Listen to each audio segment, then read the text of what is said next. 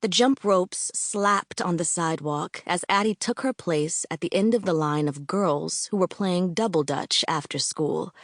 Addy had just missed for the 4th time. "Don't worry," said her good friend Sarah. "Just keep trying. You'll get it. Double dutch is hard." Addy agreed. "It sure is. I can jump with one rope just fine, but the minute I try to jump into 2, I get all tangled up. The ropes go so fast, I can hardly see them." "That'll change," said Sarah. "Don't get discouraged." Despite her troubles with double dutch, Addy felt happy on this pretty spring day.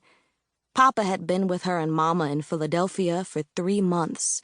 They had moved out of Mrs. Ford's garret and into a boarding house. It was almost like having a big family again, except that Addy's brother Sam and baby sister Esther weren't there. Maybe that'll change someday, too, she thought. "Look at there," Sarah said, pointing up the street. "Ain't that your papa driving the ice wagon?" "It is," Addy exclaimed. "Let's go meet him."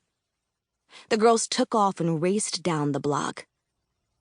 "Well, well," Poppa said in his deep voice when the girls reached the wagon. "Look what the wind done blown my way. If you girls want to ride home, I'm going to be heading that way in a bit. I got a few stops to make first." "I can't," said Sarah. "I got to get right straight home and help my mama." "All right," Addy said. "I'll see you tomorrow." She was disappointed. Sarah often had to help her mother do the washing that she took in to earn money. Addy climbed onto the wagon as Sarah left. Poppa slapped the reins on the horse's back, and the wagon moved away from the curb. "I wish Sarah ain't have to help her mama so much," Addy said, sitting close to Poppa. "I wish she didn't neither," Poppa said. "But her family need the money." He shook his head. "I never did expect things to be easy in freedom. But I didn't think things would be so hard either."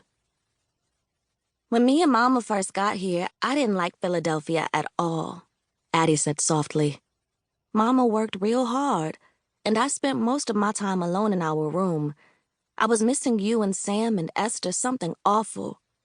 But Mama kept saying things was gonna get better. It was gonna take time for things to change." "Sometimes it seemed like change is as slow as this tired old horse," Poppa sighed. "But at least in Philadelphia, things can change for the better." "That's true," Addy said, spreading out her arms. "Here in Philadelphia, I get to go to school, and I can read and write and do my figures. I used to dream about it, but now it's real. And look at us, Poppa. We riding around the city on this big wagon. This is much better than worming tobacco plants." Poppa smiled. "There is some things better here.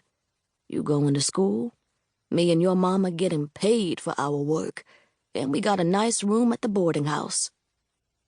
"Even though Sam and Esther ain't with us yet," Addy said. "You being here done made things much better for me and Mama." "But I want them to be even better," Poppa responded. "I'm a good carpenter. I can build anything. Every carpenter job I try to get, they say they don't hire colored folks. Ain't that something, Addy? When we was in slavery, I was a carpenter. Now that I'm free, I find out these white people up north think a colored man ain't good enough or smart enough to drive a nail." "That ain't fair," Addy said. "Sure ain't," Poppa said. "But that's the way it is." Poppa made 2 deliveries before he came to his last stop at Natkin's confectionery shop.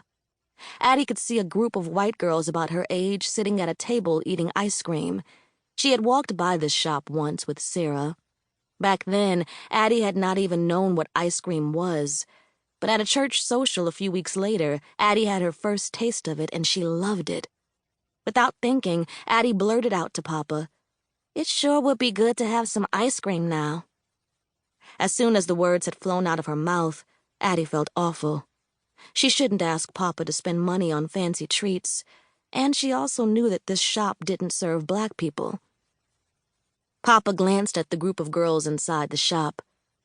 "I'm telling you, Addy, this is some kind of freedom," Poppa said as he climbed down from the wagon. "I can deliver ice to make ice cream, but I can't buy my own daughter a dish of it.